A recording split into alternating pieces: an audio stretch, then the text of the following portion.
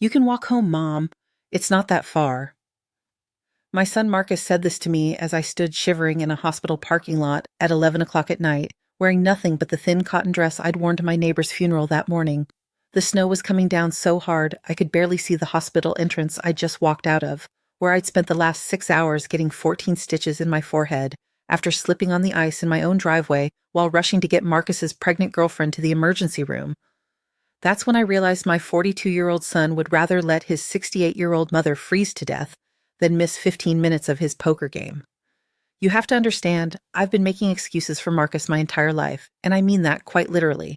When he was 7 and pushed his sister down the stairs because she wouldn't let him play with her dollhouse, I told everyone she'd fallen while playing, even though the bruises on her back clearly showed handprints. When he was 16 and I found my jewelry box emptied out and my grandmother's pearl earrings missing from my dresser drawer, I convinced myself he was just confused about boundaries, even when I later saw those same earrings hanging from the ears of his girlfriend at the school dance.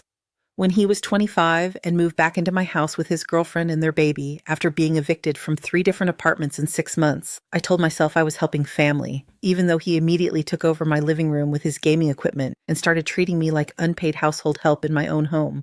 When he was 38 and I discovered he'd been using my credit cards for 3 years without asking, charging everything from expensive dinners at restaurants I'd never heard of to motorcycle parts to weekend trips to Las Vegas with his friends, I told myself it was easier to just pay the bills than cause conflict, even though those bills totaled nearly $15,000 and wiped out most of my savings account.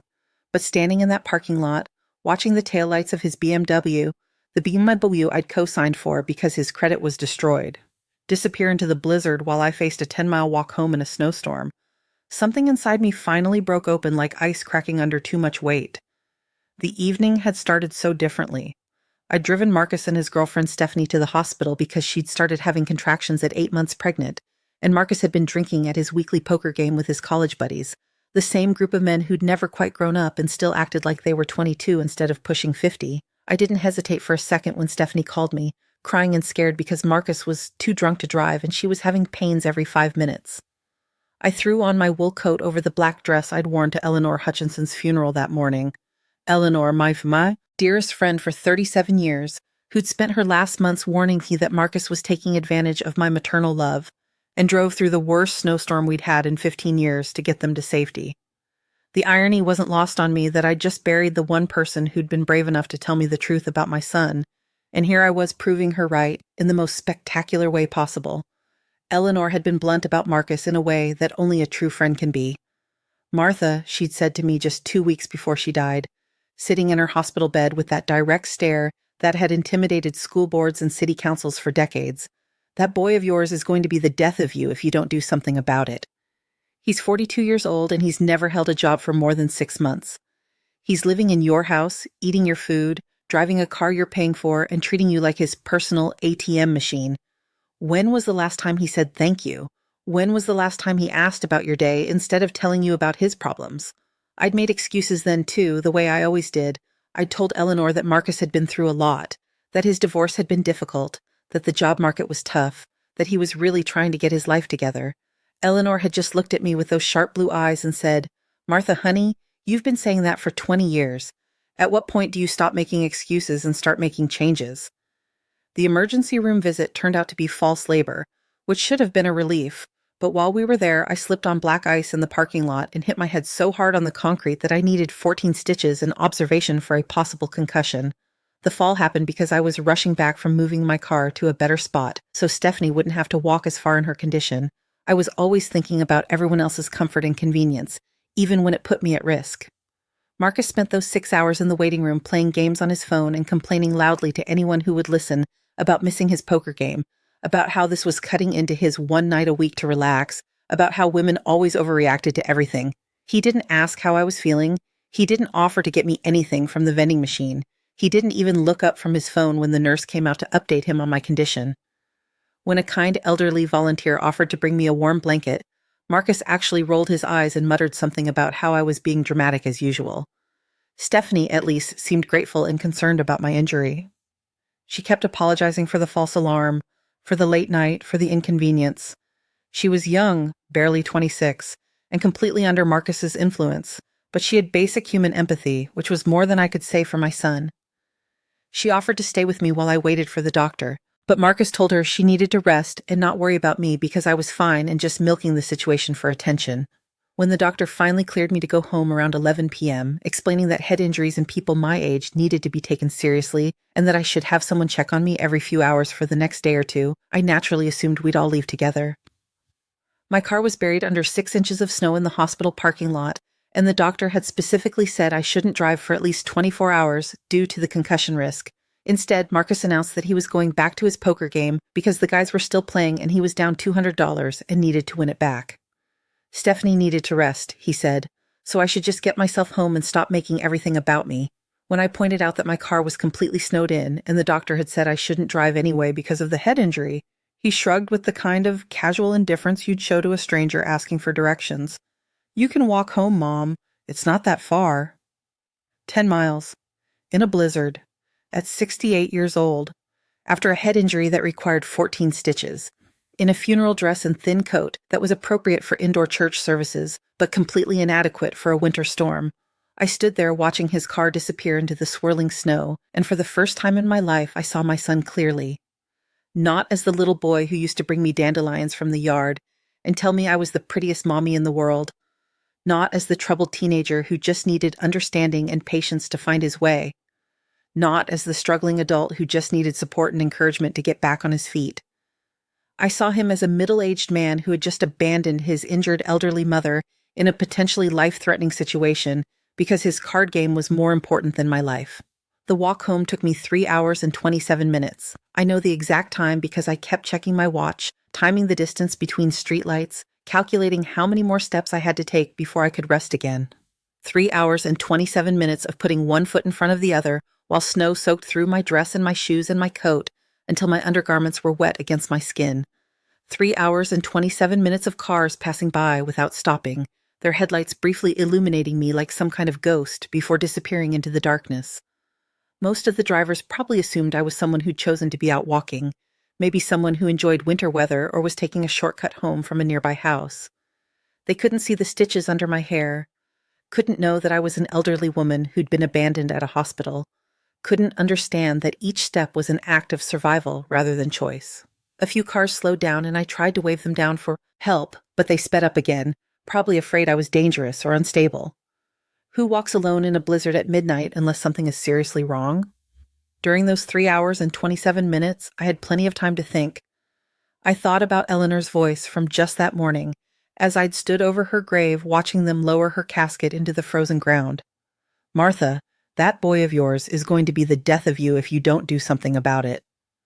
I thought about all the times I'd chosen peace over truth, accommodation over confrontation, Marcus's immediate comfort over my long-term well-being.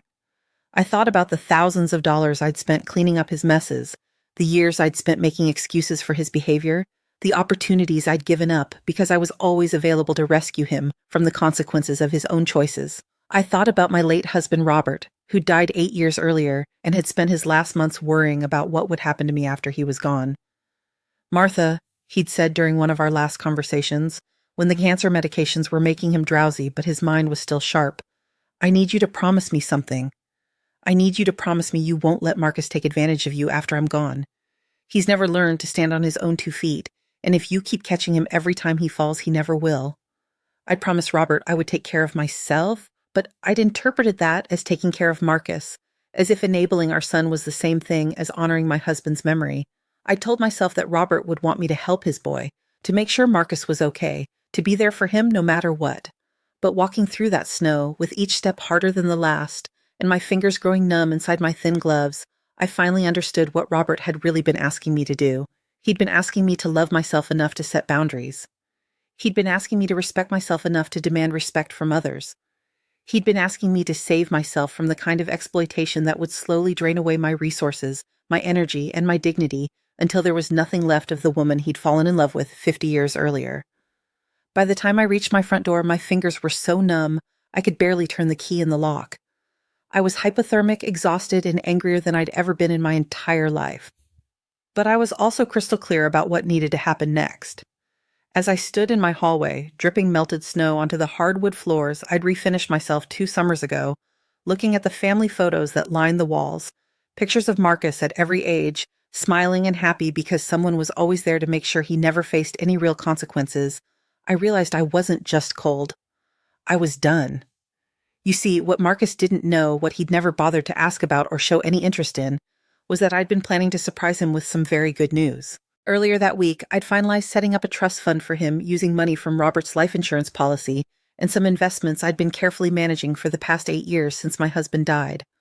$500,000, carefully invested and structured to provide Marcus with a comfortable income for the rest of his life, enough to cover a modest apartment, basic living expenses, and even some discretionary spending if he was careful with it.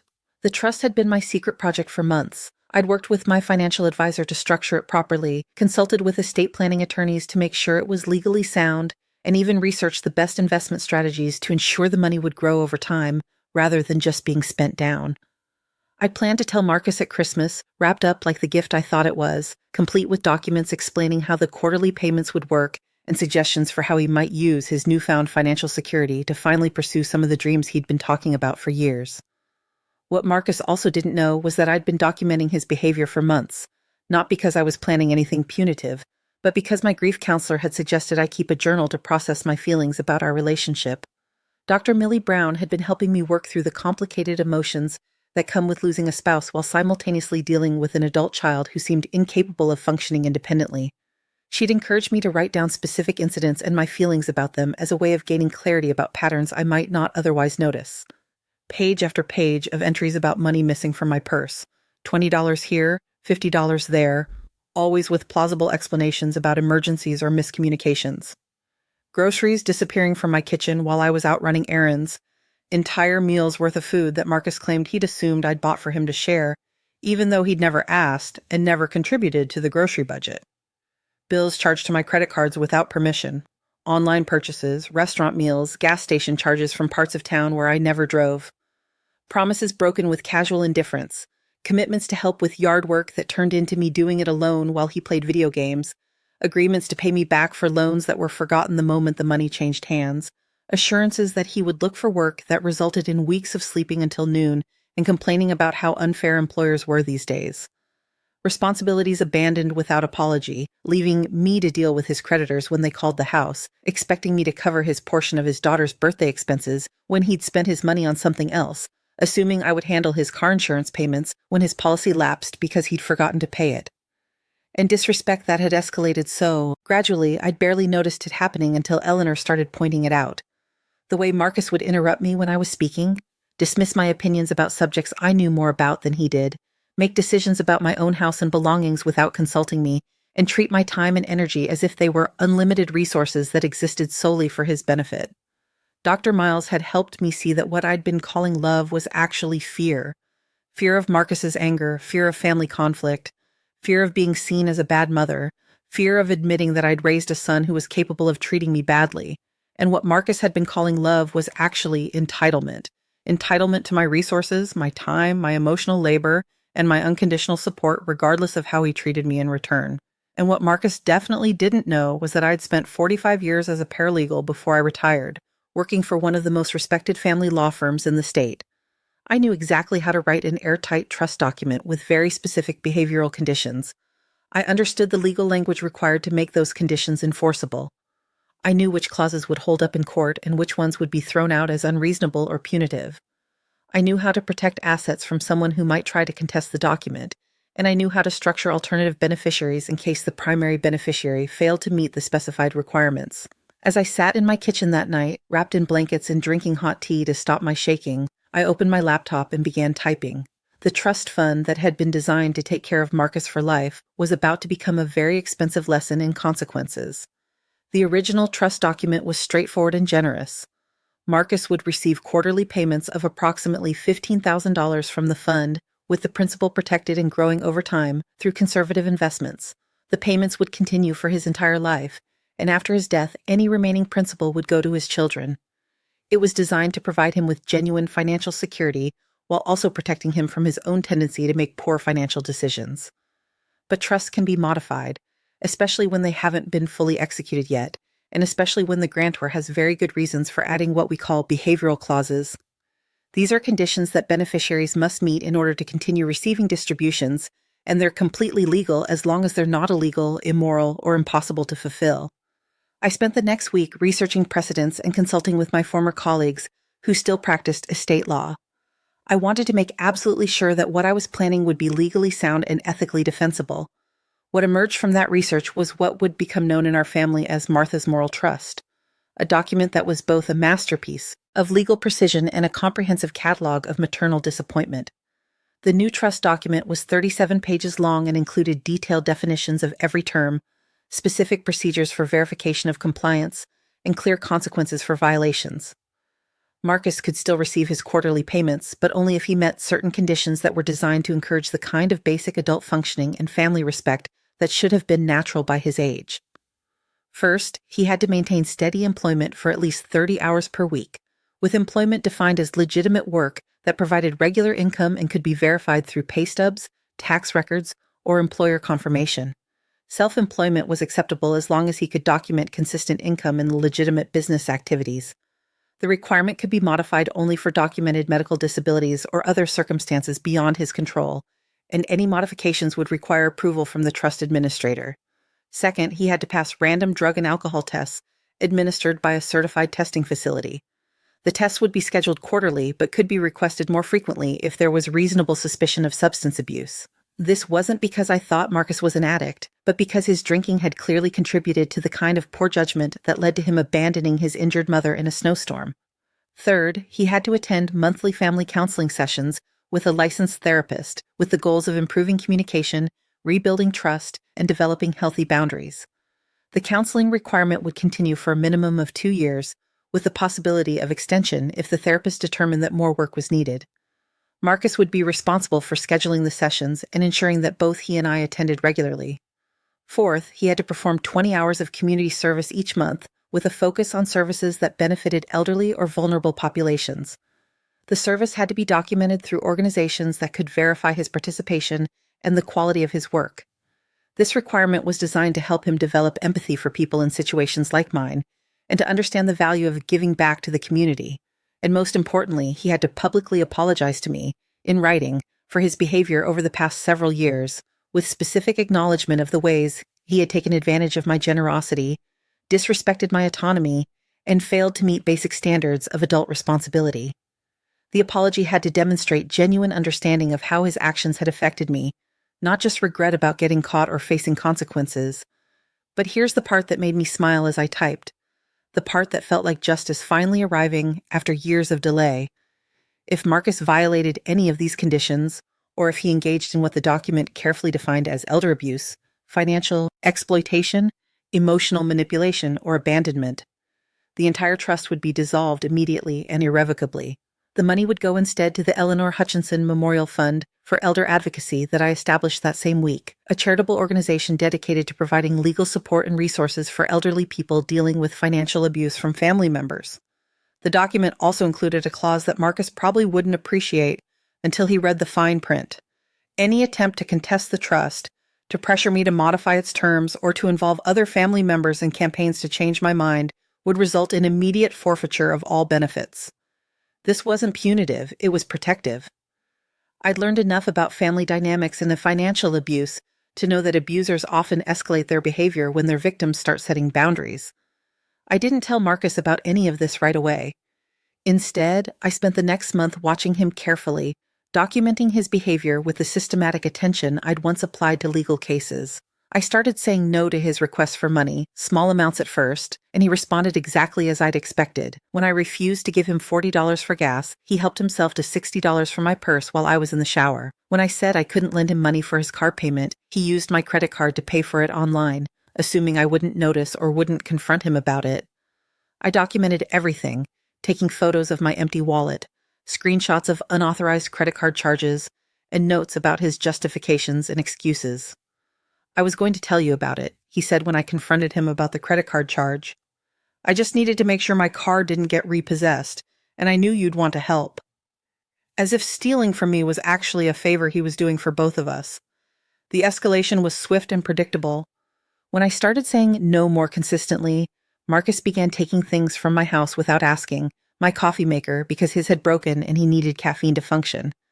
My good winter coat, because his jacket wasn't warm enough and I had 2 coats, so I didn't really need them both.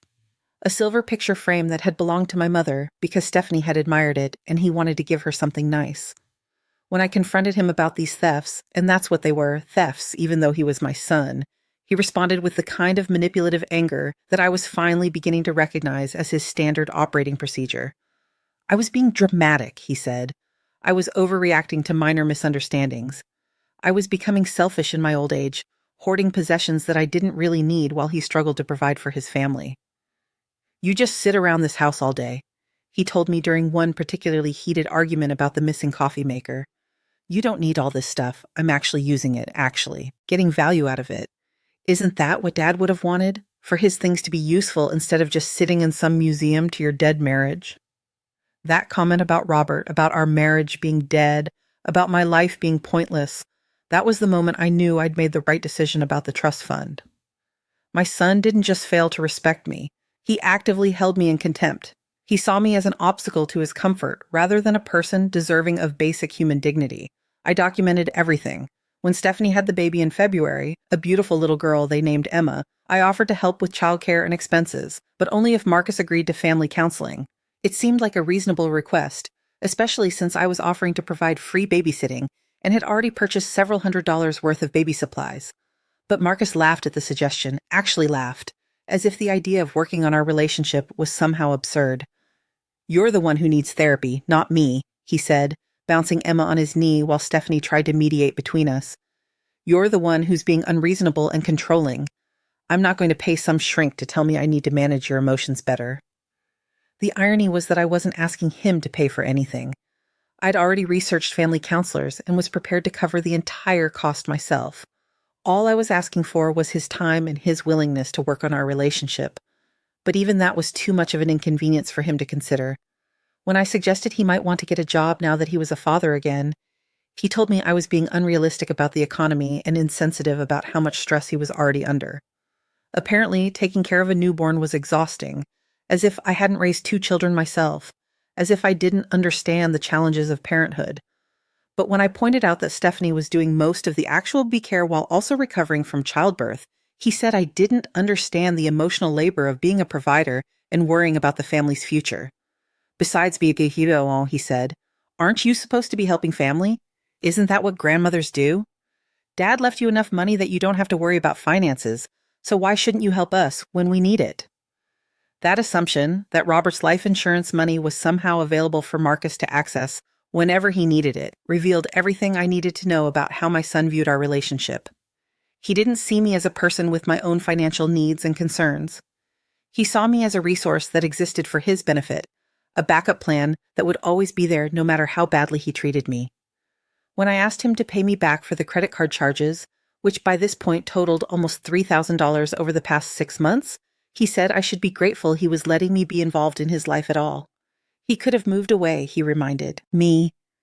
He could have taken Emma and Stephanie and gone somewhere I'd never see my granddaughter.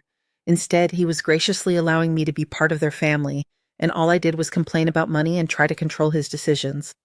Most guys my age don't even talk to their mothers, he said. Most guys my age would have cut you off years ago if you acted like this. You should appreciate that I still come around, that I still let Emma spend time with you. But if you keep hassling me about every little thing, maybe I need to reconsider whether this relationship is working for any of us. The threat was clear: comply with his demands and accept his treatment of me, or lose access to my granddaughter. It was emotional blackmail of the most calculating kind, designed to exploit my love for Emma and my fear of being cut off from my family. And it might have worked if I hadn't spent 3 hours and 27 minutes walking through a blizzard, thinking about what really mattered and what kind of example I wanted to set for that little girl. I documented everything. The breaking point came in March, 2 months after the snowstorm, when I was recovering from a minor surgery. It wasn't anything serious, just a routine procedure to remove a small growth from my shoulder, but I needed someone to drive me home from the outpatient center because of the anesthesia. I'd asked Marcus to help, and he'd agreed, even volunteering to stay with me for a few hours afterward to make sure I was okay. But when I called him from the recovery room to let him know I was ready to be picked up, he said something had come up and I should take a taxi home. His poker buddy Jason was selling his motorcycle, and Marcus needed to go look at it right away before someone else bought it. He'd been wanting a motorcycle for years, he said, and this was a great deal he couldn't pass up. Just call a cab, Mom. It's not like you're having major surgery or anything. You'll be fine. I hung up the phone and called a taxi, spent $50 I shouldn't have had to spend to get home from my own surgery, and arrived at my house to find Marcus in my backyard with Jason and 2 other men loading my patio furniture into a truck. When I confronted him about it, moving slowly and carefully because I was still woozy from the anesthesia, he explained that Jason had offered to buy the furniture, and Marcus needed the money for the motorcycle down payment. He was stealing my furniture while I was in surgery. He had abandoned me at a medical facility and then used my absence to rob me. It's just patio furniture, Mom, he said when he saw how upset I was. You never use it anyway, and I need this money. Jason's offering $800 for the whole set, and that's more than you paid for it 5 years ago. You're actually making a profit. The fact that the furniture wasn't his to sell, that he'd never asked my permission, that he'd deliberately planned this theft to coincide with my surgery, none of that seemed to matter to him. In his mind, anything I owned was potentially his if he needed it, and my feelings about being robbed were less important than his desire for a motorcycle. Besides, he added, loading the last chair into the truck, what are you going to do? Call the police on your own son? That night, still groggy from surgery but crystal clear about what I needed to do, I called my lawyer. The conversation I had with Marcus 3 days later will stay with me for the rest of my life, not because it was dramatic or emotional, but because it was the first time in 42 years that I spoke to my son with complete honesty and no fear of hurting his feelings or triggering his anger. I'd spent decades walking on eggshells around his moods, carefully managing my words and actions to avoid setting him off, prioritizing his emotional comfort over my own dignity and well-being. But standing in my living room on that Thursday afternoon, holding 2 legal documents that would change everything between us, I finally felt like I could breathe freely. He came over expecting to ask for money for rent, which had become a monthly ritual.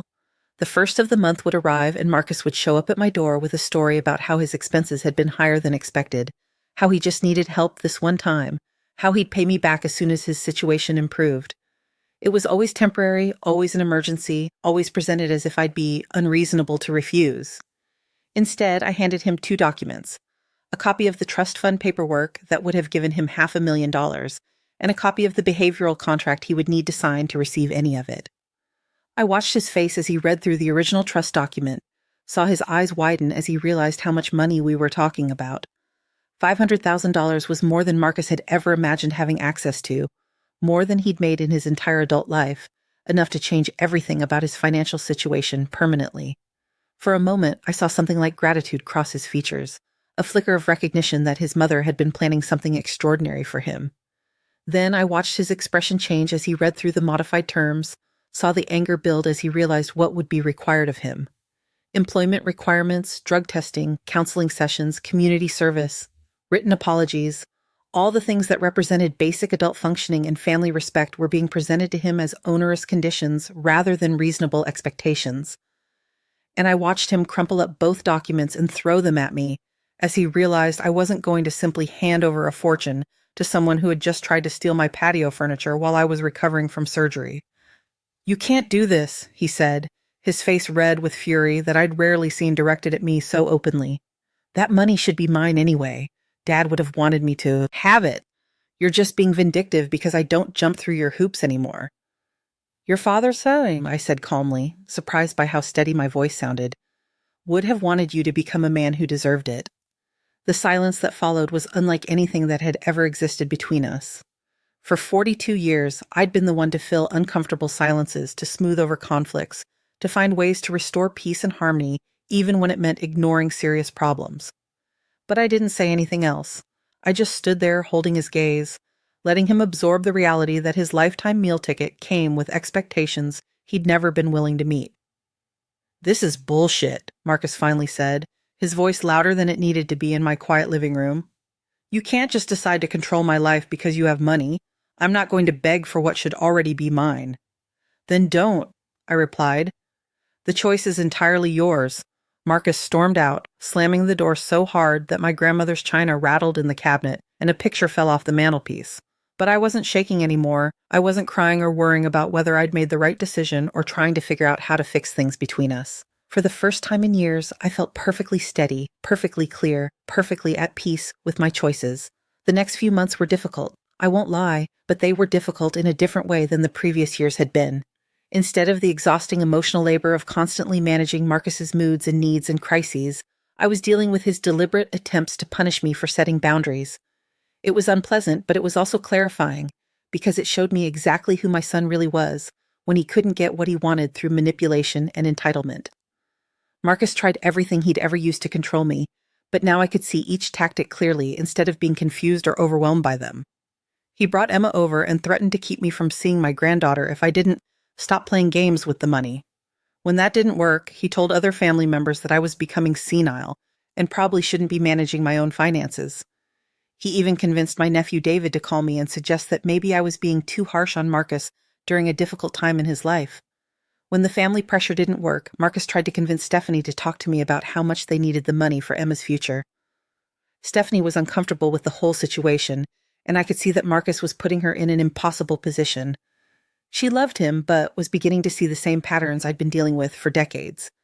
During one awkward conversation where she tried to advocate for him, I could tell her heart wasn't really in it. "I know Marcus can be difficult," she said carefully, holding Emma while the baby played with her fingers. "But he really does want to do better. He's just been struggling since his divorce and then with the baby, and the job market is so tough right now." I listened to her make the same excuses I'd been making for years, heard my own voice in her words, and felt a deep sadness for this young woman who was learning the same painful lessons I'd been teaching myself. Marcus had found someone new to manage his emotions and clean up his messes, and she was wearing herself out trying to turn him into the man she hoped he could become. "Stephanie," I said gently, "how long have you been waiting for Marcus to do better?" She was quiet for a long moment, her face troubled. I guess it's been about 3 years now. Since Emma was born, really. I keep thinking that once he gets the right job, or once we get caught up financially, or once the stress level's down, things will be different." "And in those 3 years, has he gotten better at managing stress? Has he become more responsible about money? Has he started putting your needs and Emma's needs ahead of his own convenience?" Another long silence. Emma gurgled happily, unaware that the adults were discussing her father's character. Finally, Stephanie shook her head. "No," she said quietly. "If anything, it's gotten worse. He seems to think that having a baby means everyone else should work harder to support him instead of him working harder to support his family." That conversation planted seeds that would grow over the following months. Stephanie began to see that the problem wasn't their circumstances. It was Marcus's response to circumstances. She began to understand that waiting for him to mature was like waiting for winter to arrive in July. It wasn't impossible, but it wasn't something she should plan her life around.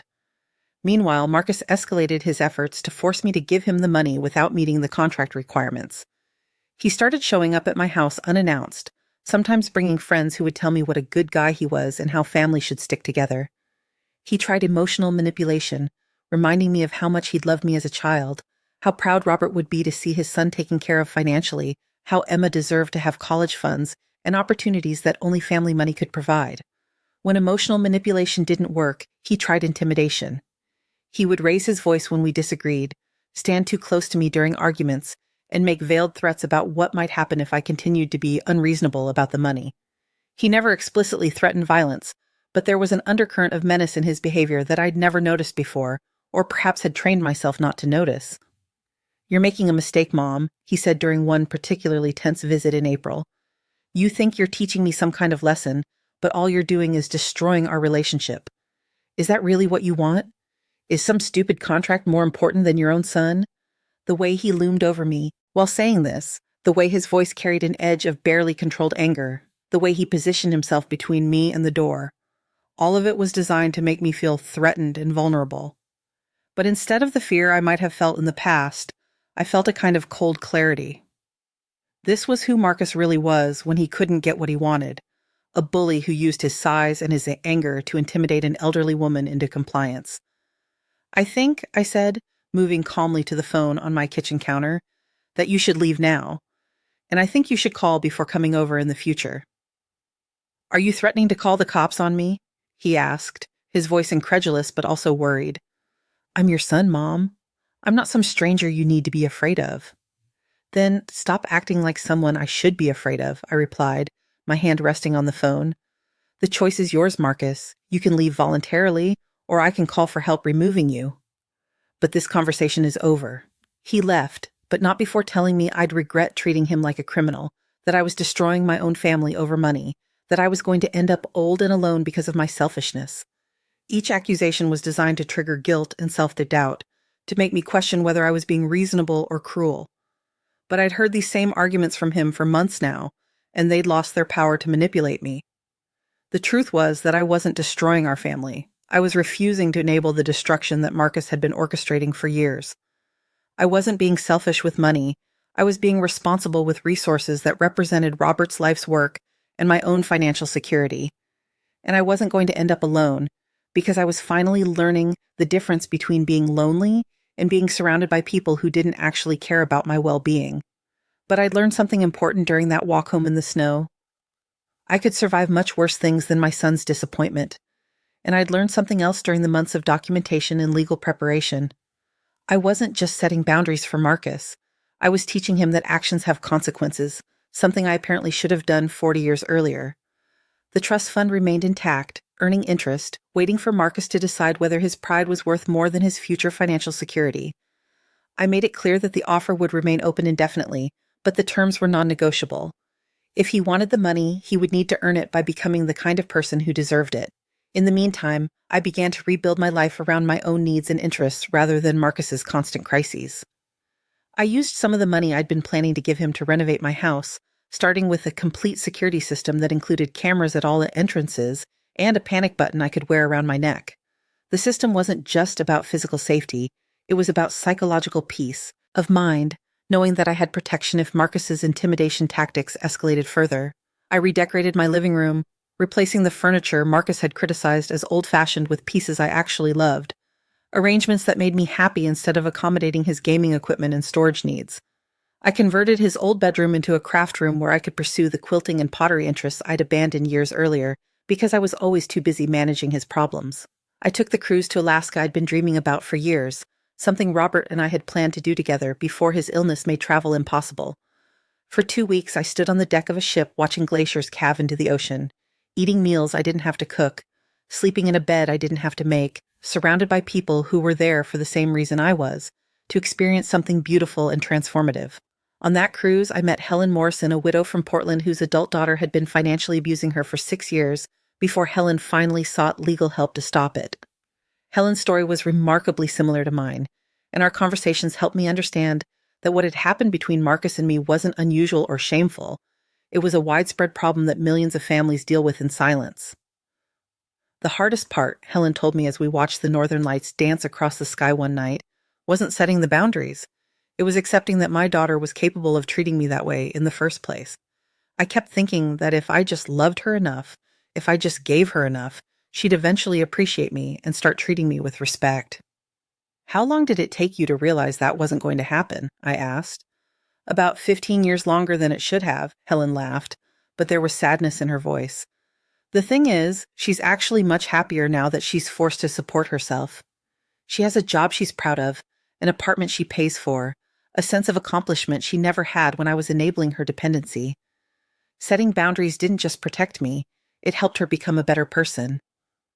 Those conversations with Helen and other passengers who shared similar stories helped me understand that I wasn't being cruel to Marcus by requiring him to meet basic standards of adult behavior.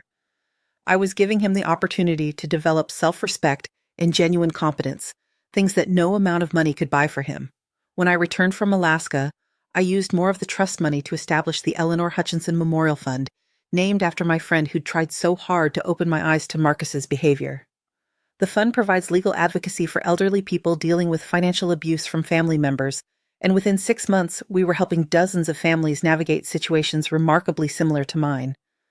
The stories I heard from other families made me realize that what happened to me wasn't just common, it was epidemic.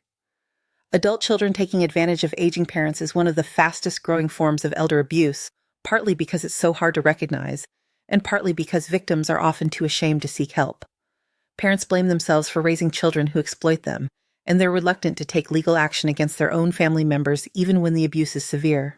Through the Eleanor Hutchinson Memorial Fund, I met Maria Santos, whose son had stolen her entire retirement savings to fund a gambling addiction. I met George White, whose daughter had convinced him to put her name on all his bank accounts and then systematically drained them while he was recovering from a stroke. I met Dorothy Williams, whose grandson had moved into her house ostensibly to care for her, then sold her furniture and jewelry piece by piece while isolating her from friends and other family members. Each story was different in its details, but similar in its fundamental pattern. Adult children who saw their aging parents as resources rather than people, who exploited parental love and generosity until there was nothing left to take.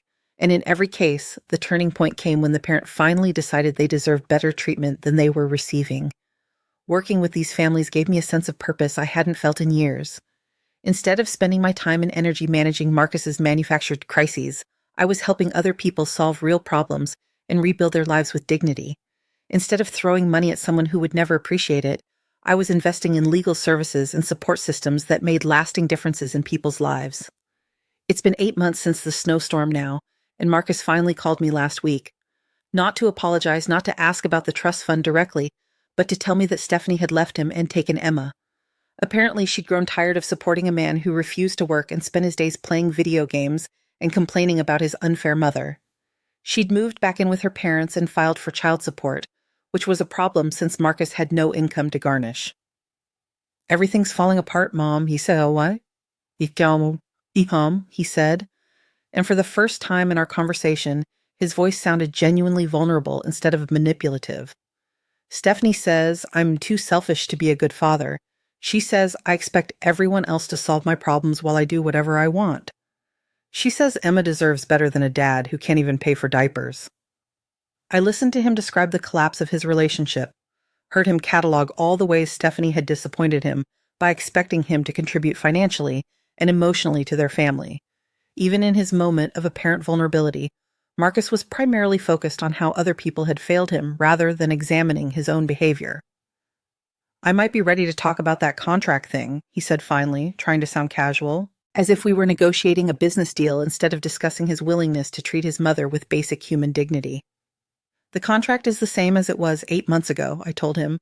"Employment, counseling, community service, sobriety, and a written apology that acknowledges the specific way you've mistreated me. The money will be there when you're ready to earn it." There was a long silence on the phone. I could hear Marcus breathing, could almost feel him struggling with the reality that his lifetime of manipulation tactics had finally stopped working. For 42 years, he'd been able to wear me down with persistence, guilt, anger, and emotional blackmail. But I'd walked through a blizzard and emerged on the other side as someone who couldn't be manipulated anymore. "What if I can't do all that?"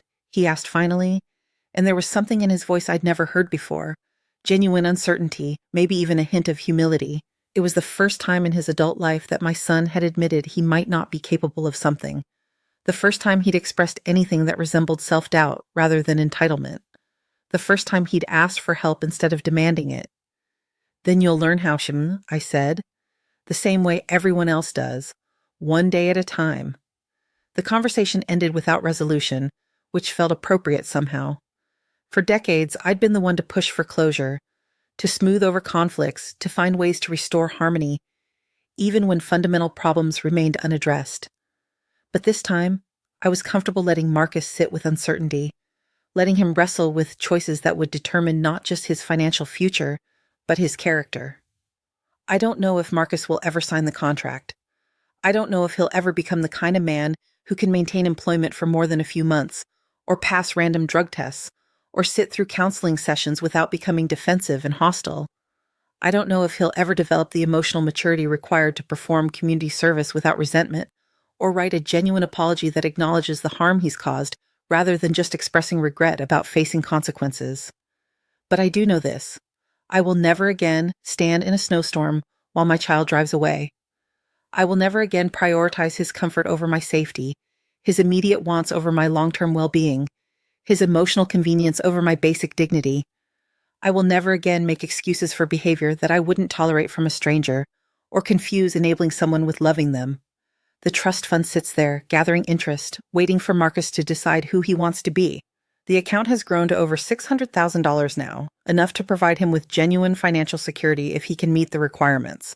But more importantly, it's grown into something larger than money. It's become a test of character, a measure of whether Marcus values our relationship enough to work for it. And I sit here in my secure house with my new furnishings and my growing sense of purpose, finally understanding what Eleanor tried to tell me before she died. Love without boundaries isn't love at all. It's just fear wearing a mother's face. Real love requires the courage to hold people accountable for their behavior, to refuse to enable dysfunction, and to trust that people are capable of growth when they're required to grow. Sometimes people ask me if I feel guilty about putting conditions on the money, if I worry that I'm being too harsh on my own child. I tell them about the night I walked 10 miles through a blizzard while my son went back to his card game. I tell them about finding him stealing my furniture while I was recovering from surgery. I tell them about 42 years of escalating disrespect that I enabled by never saying no, never setting boundaries, never requiring him to treat me with the same consideration he'd show a stranger. Then I tell them about the other families who've received help from the Eleanor Hutchinson Memorial Fund, elderly parents who've learned to set boundaries with adult children who were draining them financially and emotionally. I tell them about Maria Santos, who used our legal services to recover most of her stolen retirement savings and now has a healthy relationship with her son based on mutual respect rather than exploitation. I tell them about George White, who regained control of his finances and now sees his daughter every week for dinner she pays for with money she earns at her job. I tell them about Dorothy Williams, whose grandson now lives independently and visits her because he wants to, not because he needs something from her. I tell them about the dozens of families who've learned that setting boundaries doesn't destroy relationships. It saves them by forcing them to be based on genuine affection rather than economic necessity. The money Marcus was supposed to inherit has helped transform lives in ways he never could have imagined when he was focused only on what it could buy him. It's provided legal representation for elderly people fighting to maintain control of their own assets. It's funded educational programs about elder rights and financial exploitation. It's created support groups where family members learn to rebuild relationships damaged by years of enabling and abuse. The Eleanor Hutchinson Memorial Fund has grown beyond anything I initially envisioned. We now have 3 full-time staff members, partnerships with legal aid organizations across the state, and a waiting list of families seeking help. The fund has recovered over $2 million in stolen assets for elderly victims, prevented countless cases of financial abuse through education and early intervention, and helped hundreds of families learn to love each other in healthier ways. It's created a legacy that Robert would be proud of, not just wealth passed down to the next generation, but wisdom and strength and the tools to protect the vulnerable. The money has multiplied in value not just through investments, but through its impact on real people facing real problems. Every dollar Marcus would have spent on motorcycles and vacations and restaurant meals has instead become part of a movement to protect elderly people from the kind of exploitation I experienced. And if Marcus ever decides to earn his portion of that money by meeting the terms of the trust, he'll be getting something much more valuable than $600,000. He'll be getting the chance to become a man his children can respect, a son his mother can trust, and a person who understands that love isn't something you take, it's something you earn and nurture and protect. The requirements I've set aren't punitive, they're transformative. Steady employment would give Marcus the dignity and self-respect that comes from contributing to society rather than just taking from it. Regular counseling would help him develop the emotional intelligence to maintain healthy relationships. Community service would teach him empathy for people in vulnerable situations like the one he put me in. Sobriety testing would ensure he never again makes life-altering decisions while impaired. And the written apology would require him to acknowledge the real impact of his behavior, not just on me, but on Stephanie and Emma, and everyone else who's been hurt by his selfishness. It would force him to confront the gap between his self-image as a victim of circumstances and the reality of his choices and their consequences. I think about that night in the snow sometimes, about the moment when I realized I had a choice. I could keep walking the path I'd been on for 42 years, making excuses and enabling bad behavior and slowly disappearing under the weight of my son's manufactured needs. Or I could choose a different path, one that led to dignity and self-respect, and the kind of love that actually helps people grow instead of keeping them trapped in cycles of dependency and entitlement. The snow has melted, spring came and went, summer passed in a blur of meaningful work and genuine friendships, and now it's almost winter again. But this winter feels different. My house is warm and secure, equipped with a heating system I upgraded and a security system that gives me peace of mind. My bank account is healthy, managed by advisors who respect my intelligence and autonomy. My conscience is clear, unburdened by the constant worry about whether I was doing enough for someone who never seemed satisfied with any amount of help. And my son has a choice to make about the kind of man he wants to be. I'm not waiting for him to decide anymore. I'm living my life, investing in causes I believe in, nurturing relationships with people who value me, and setting an example for any other parent who might be standing in their own version of that snowstorm, wondering if they have the strength to walk home. The answer is yes. You do have the strength. You've always had it. You just need to decide you're worth using it for. Marcus can call when he's ready to apologize, really apologize, not just say he's sorry I'm upset or sorry things got complicated, but actually acknowledge the specific ways he's treated me badly and take responsibility for changing his behavior. The trust fund can wait. Justice, I've learned, is one of the most patient forces in the universe. It doesn't rush, it doesn't compromise, and it doesn't make exceptions for people we love. It simply sits there, steady and immovable, waiting for everyone involved to become worthy of it. And sometimes, if we're very lucky and very brave, it teaches us that the best inheritance we can give our children isn't money at all. It's the knowledge that love has limits, respect has requirements, and trust must be earned one choice at a time. The snow taught me that. The walk taught me that. The silence that followed taught me that. Now I'm teaching it to anyone who will listen. You don't have to freeze to death to prove you love someone. Sometimes the most loving thing you can do is hand them a coat and show them the way home, but let them decide whether they're willing to walk there. The path I walked that night led me away from a relationship based on fear and guilt and obligation, and towards something much more valuable. Relationships based on mutual respect, genuine affection, and shared values. It led me away from spending my resources on someone who would never appreciate them, and toward investing in causes that create lasting, positive change. Most importantly, it led me away from seeing myself as a victim of my son's choices, and toward understanding myself as a person with agency, dignity, and the right to be treated well by the people who claim to love me. The snow is falling again outside my window as I finish writing this, but I'm not afraid of winter anymore. I have warm clothes, a safe house, good friends, meaningful work, and a clear conscience. I have everything I need to weather any storm that comes my way, and I have the knowledge that sometimes the longest walks lead us exactly where we need to be.